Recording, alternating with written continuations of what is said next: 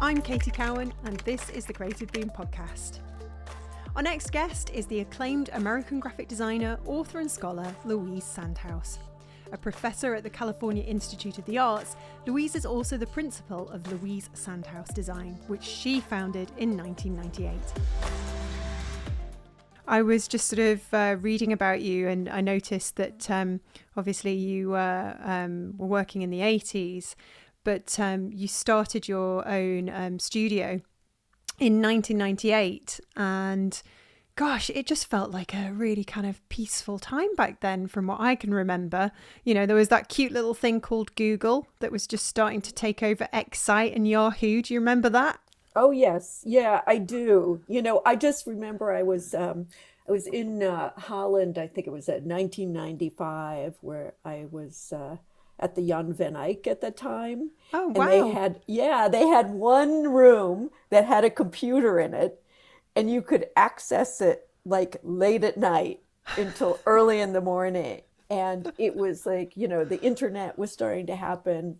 And, it was the time that I could send email. That was like super exciting. But The technology during our lifetime and during our careers has changed so much. I mean, have you always been someone that's embraced those sort of new technological advances, or have you been sort of slightly apprehensive at first and sort of reluctant? I mean, how have you sort of adapted over the years? yeah. So you started off mentioning the 1980s. And so in the 1980s, I was in Boston. And Yeah. of course, that's where MIT and the Media Lab Mm-hmm. was. And at that time, I was living in Cambridgeport, and I met this woman who went on to become very influential to me and to others, and that was Muriel Cooper, The late great. the late great Muriel Cooper. And so at the time, the visual language workshop had not been formed. You know, it was in its kind of like infancy when I met her. And so, just through having conversations with her through the years, I could see how the computer was going to impact what we were doing as graphic designers, Mm-hmm. what we were doing, how we were doing it. And, it was actually, that was in part why I went on to graduate school. So I did embrace it early on. I was also working for a magazine at the time, and the Mm-hmm. publisher of that magazine was really interested in computers and what they might do. And we had a CompuGraphic typesetting machine. I think this was before the Mac, so maybe 82, something around that. So we were actually like there at the forefront of trying to figure out how to generate the kind of typographic controls that designers would have much more easily and readily to come. We Yeah. were able to kind of generate that, and it was exciting and scary. And so I think I got excited about being able to write some kind of code to be able to generate the type. That's fascinating to have been immersed in that kind of, that really like disruptive time, I suppose, where whole kind of, I suppose lots of different jobs went, didn't they? Or just emerged into something new as the technology disrupted. When we think of what's happening now, and we've got this other huge disruptor, which is AI and tools like DALL-E, you can imagine that's going to have a similar impact. I mean, it's kind of scary and exciting because we don't really know where these things are going to go or how good they're going to get. It's just the speed at which the change is coming. I don't think most people understand how advanced it already is now. Yes, no, there is a lot. Like looking at what's being generated by Dolly, it's hard not to quiver in your boots. But I still think, that I'm curious what artists and creative people will do with that technology. Mm. But I just wanted to go back again to that moment when, again, in the 80s, when the Mac came out, and there was a great division among graphic designers about whether this was going to be the end of like professional graphic designers, that the Yeah. secretary would be doing, the newsletters, and, this would displace graphic designers, or this was a new kind of tool and opportunity for designers. So it kind of, in that sense, feels familiar. Dolly, what will that disrupt? What will happen with that? So it is both terrifying and exciting. Yeah, exactly. And I suppose your whole career has been defined by these sort of technological advances, these kind of big chapters that come along. And no matter how much comes in and changes, there's always the foundation of what you've learned as a graphic designer, isn't there, Louise? No technology can replicate what a human can do. No, it's really true. But I will say, if design fundamentally is about meaning making, it and kind of like through visuals, through words and images, if that's the foundations of it, that certainly remained. But meaning has gotten very complex in many ways because culture is so complex and who is recognized is so complex. So, how one speaks and how one understands the audience, the degree to which, you're culturally literate, like all of that now plays into that. And so, yes, it's the same, but how it functions and what you need to understand at this moment seems different. And you kind of have gone into education, and you have been doing that for quite some time. What was the driver for going and teaching the next generation graphic design? I've always been like a reader, and so I could see also the impacts that the things that we were just discussing about culture and design's impacts on the culture. That I knew it was time for grad school. Like this was the moment. This is the time when you need some time to pull yourself out of the practice and sort of think about things. But I was also like I was getting worn out by the practice as well. I was thinking, oh, is this it? I was working in a corporate design office, and I was just like, if I have to keep doing this over and over again, I'm going to have to move on to another field. Yeah. So, that was sort of like how I got to going to graduate school. I think we've all had moments like that in our careers where we've gone, oh my gosh, is this it for the rest of my life? Some people are quite happy that they can find progress in their own kind of path, but sometimes you have to sort of do something completely different, or at least something different within your own field. To get that job satisfaction. Yeah. Exactly. Yeah. So how have you seen the sort of kids change over the years, and how do they sort of differ today compared to when you first got started? People were attracted to CalArts because it was it was at the center of the storm of the zeitgeist of a conversation about design in that moment.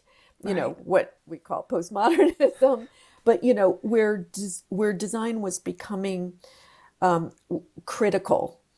It was the place where this deep conversation, reflection, really experimentation with visual form that was coming out of these conversations. Yeah. And people who were feeling dissatisfied or restless, in their own careers.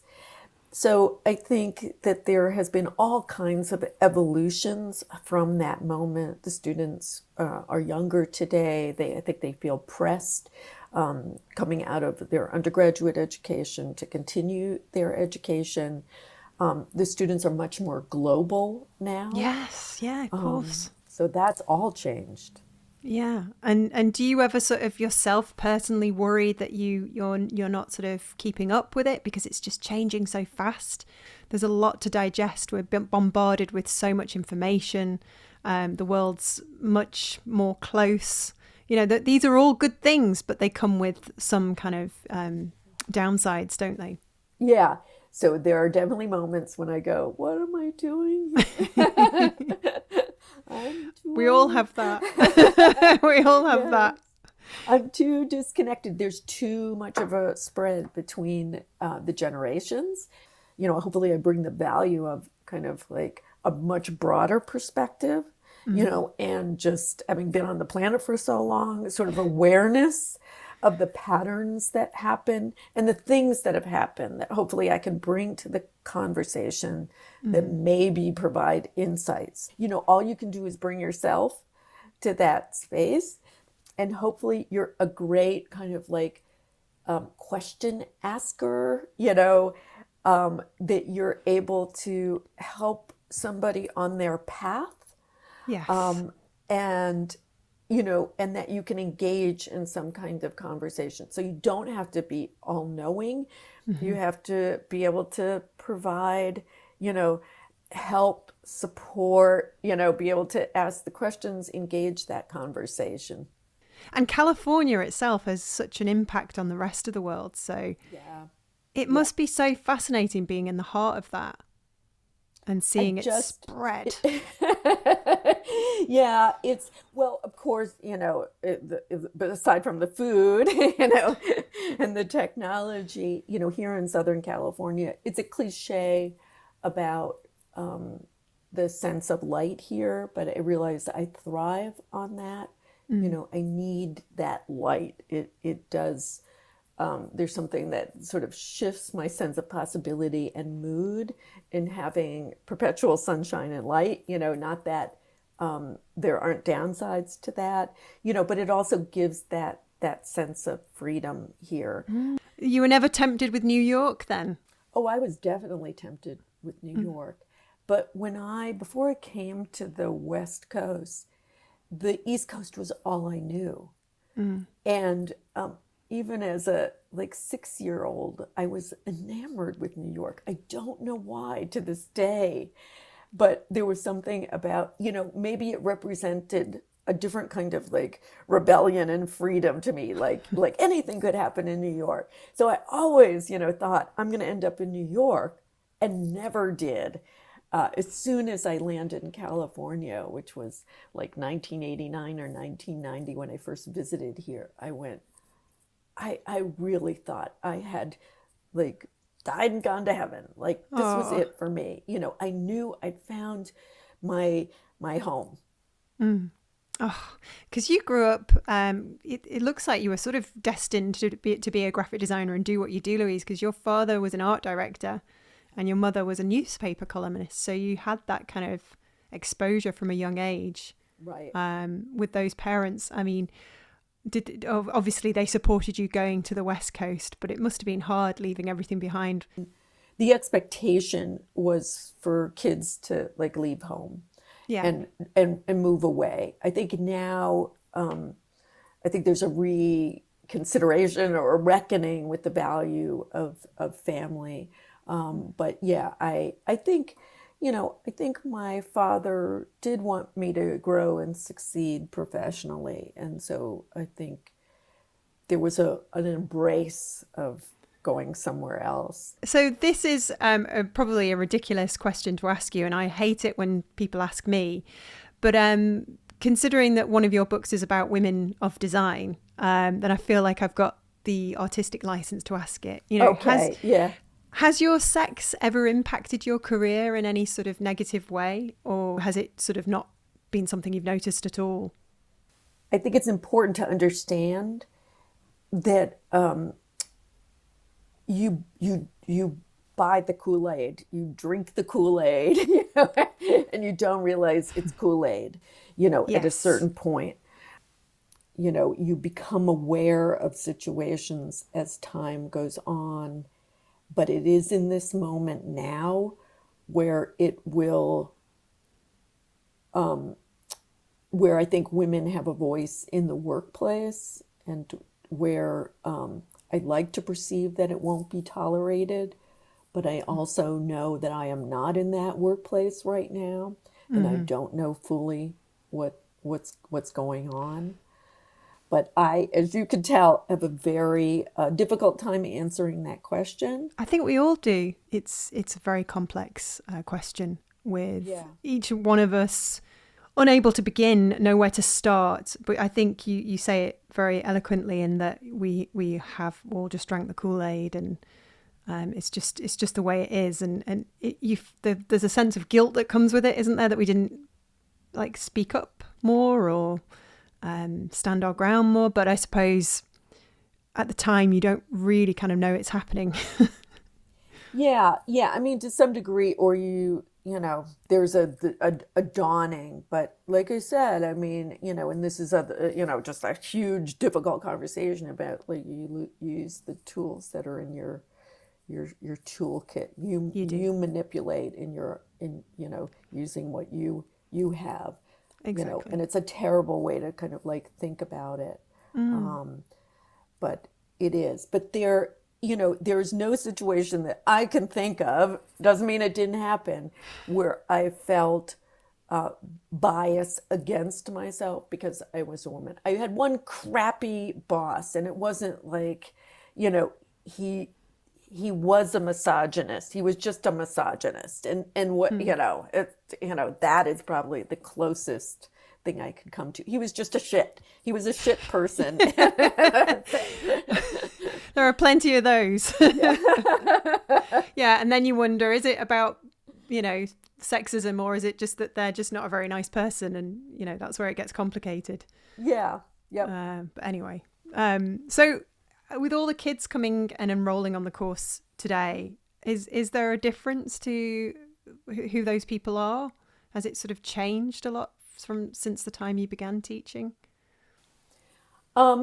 Well, we had talked a bit about, it's now, the students are coming from all over the world. And that's kind of like fascinating, in some ways, this is like the dream, that we could have, people from different kind of cultural upbringings to be part of the conversation. I think just getting that conversation going alone is the challenge, especially when you have younger students who may not feel confident in their own voice. That's what I like crave most and want to, if I had to like conquer one thing in the classroom, it's how to bring that out, the kind of the sense of get on that soapbox. State what is your position? What are you arguing for? What are you arguing against? How do you see that things should be, or what do you see as the problem? Like, where is that passion where you find your own voice? It's only through that kind of impassioned feelings, and emotions that are channeling through you. Do you find a voice, and that you actually do have something to say? And being in school is a place to kind of like be awkward and stumble through it, and be embarrassed, and have a sense that, well, maybe that was stupid, or maybe I didn't think that through, but I'd rather that the passion came through first. And then as you're hearing yourself, you become aware of, oh, I need to think about this more. I need to read about this more. And what I encourage, and don't do enough myself, although, in one sense I realize I do, is like that daily reflection.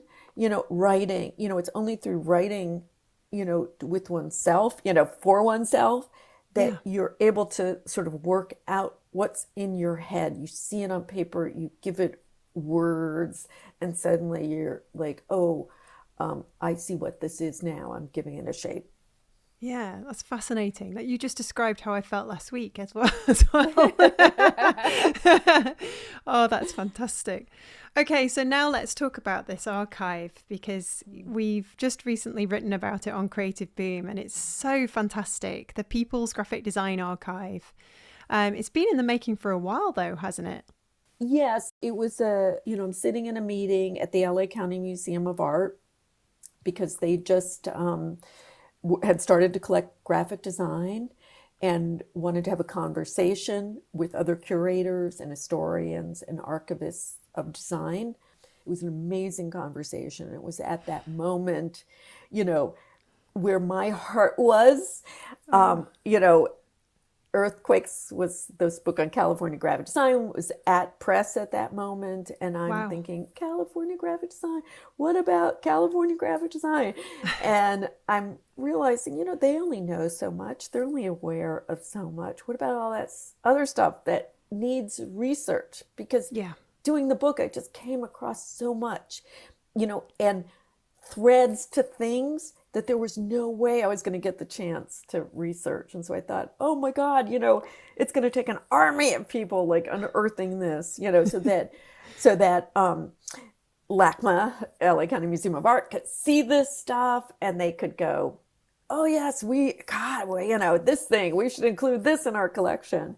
And so, you know, I'm thinking about technology and, oh yeah, if we could crowdsource this and it can be a virtual archive, you know, at least there'd be a record of it, you know, it wouldn't be perfect. It's not like a physical archive, but it'd be something. And eventually, you know, realizing that so many more people who had been excluded could also, their work could be preserved and documented. So good.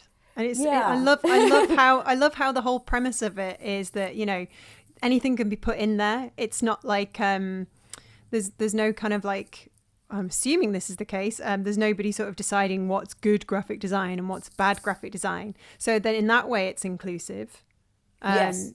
Yeah. Because there's something to learn from all of it, isn't there? This is about letting everybody decide what is part of that history. And out of that, you get a much wider range of work, you know, and taste that has informed it, you know, and understanding that it functions in different ways for different audiences. It feels very Californian, if you don't mind me saying so. I like it.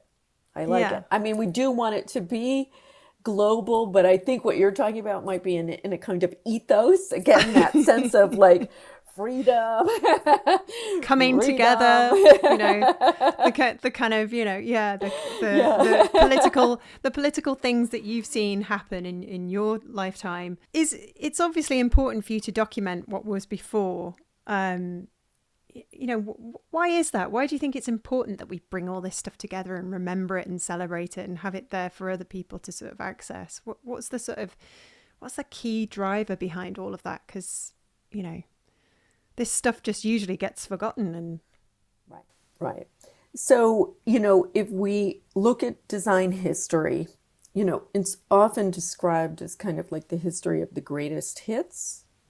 We are changing a picture of who participated in graphic design and what does it look like, and trying to undo the mythology that this thing is graphic design, but this thing is not graphic design. So it's what changes happened that drove this practice forward, you know, and that might be aesthetic change or cultural change or change in relation to commerce, or it might be technological change.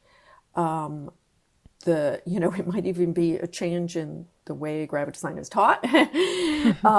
But, you know, understanding what are those contextual conditions, you know, are important. So there's a different kind of like conversation around which you can talk about the work. And so I think what, you know, when you look at the history of graphic design and you look at it in the People's Graphic Design Archive, you realize it was much more complex. There were a wide range of motivations for the work, and depending on the lens that you look at that history through and what do you think it is that's significant, that may have evolved the practice of graphic design, that you have a resource for that. I suppose, you know, publications and people like myself are to blame as well a little bit in that respect, because we will often say, oh, that person's having a talk, so they must be important. We'll write about them too. And so it goes around, and it's the wonderful machine. Yeah, yep.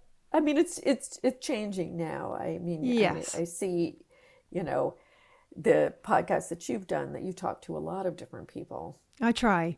Yeah, Yeah.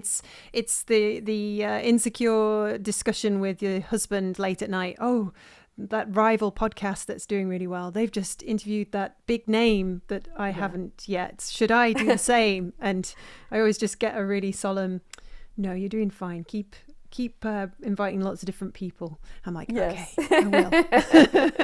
It's hard though. It's really hard because you can find yourself falling into that trap, especially with all these exhibitions that are going on, these fantastic books. But you try and balance it out, don't you? And you try and sort of have a nice spread. But the thing I love about this archive that you've spearheaded, that you're co-founder of, is that it sort of takes away all of that because it just puts it in the hands of everyone. And anything can go into it. Is that right? Anything can go into it as long as people sort of follow the instructions and upload what they need to do. Yeah. We want people to upload their own work, but we have this line to walk between archive and portfolio site. Yes. And so that also, we'll just say, can you hang on to this, for a few years if somebody uploads something they did recently.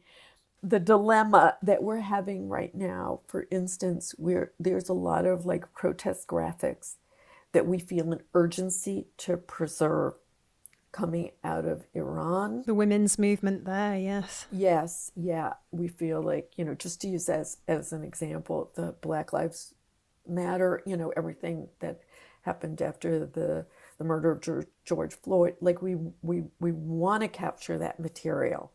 Yeah. So, again, we may make the decision to just tag it future history.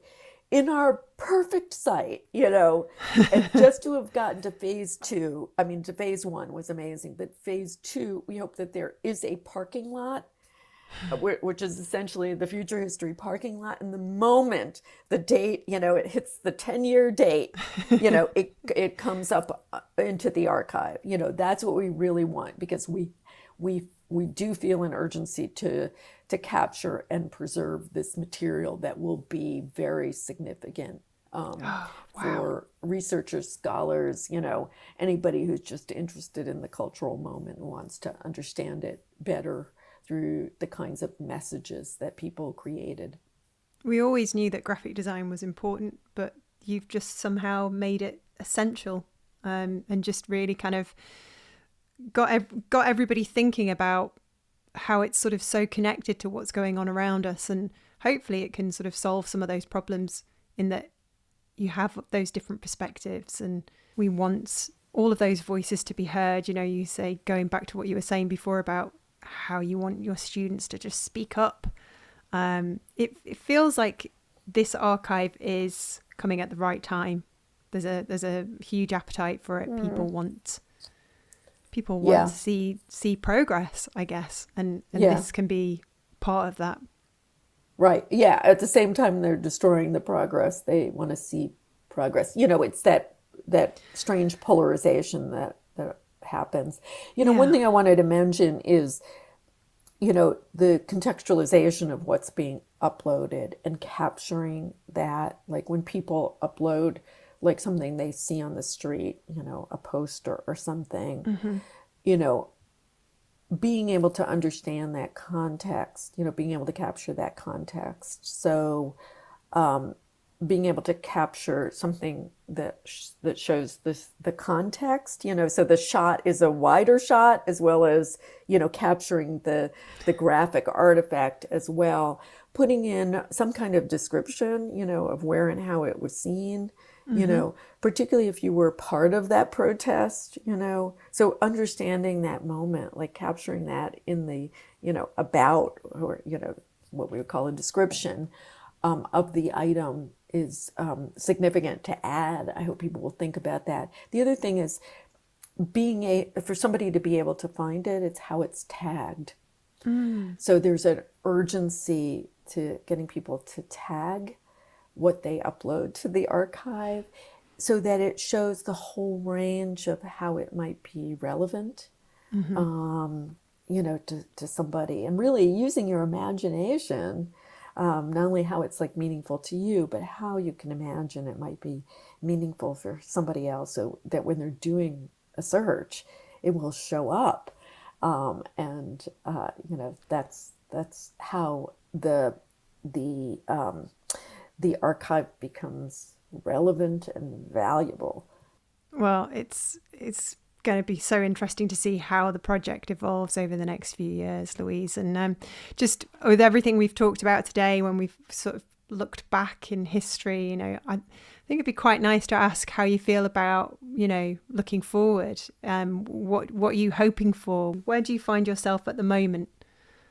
Yeah, so, the things that I've mentioned are that, like the sustainability of the site, how it grows and evolves in terms of like this future history, so that people feel comfortable uploading. Getting people comfortable with uploading also means that they're comfortable doing research, and we have resources to hopefully make that easy for people, and we're continuing to build that. So understanding in your own community, like engaging educators is particularly significant, especially as they're trying to change how they teach design history. So seeing that design history is not just something that you consume, for students that they consume, but that they can also produce that by looking in their own communities at who may have been overlooked, what's interesting to add to the history, but what needs to get documented. So people who may be more advanced in their years, who have not been acknowledged, and capturing their stories through doing oral histories. And Tony Best gave us a kind of like outline that we have as under the resources on our site, how to do an oral history fast and easy. Like, what do you need to know so that you capture that person's story in their own words? That you don't have to find the crumbs of anything they may have left behind to understand their work. They tell you. And then to be able to capture that work. So we have documenting work, fast and easy. So how do you just like photograph the work or scan it so that you don't feel overwhelmed, but that there's a record?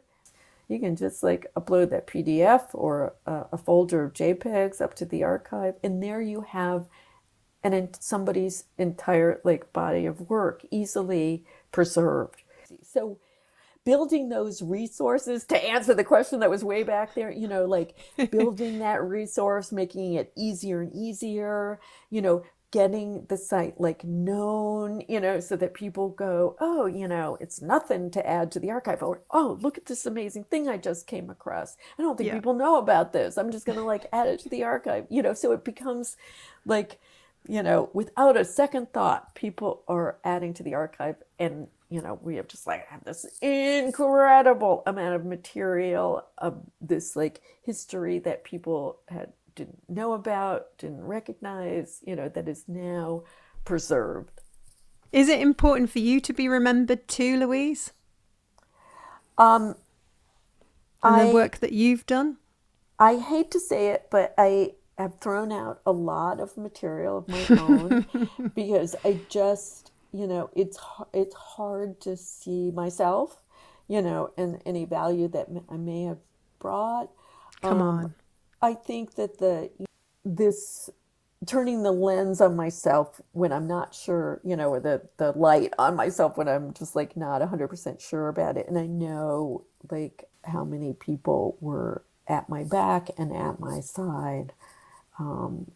That I wasn't alone, and that the contributions that other people made were huge.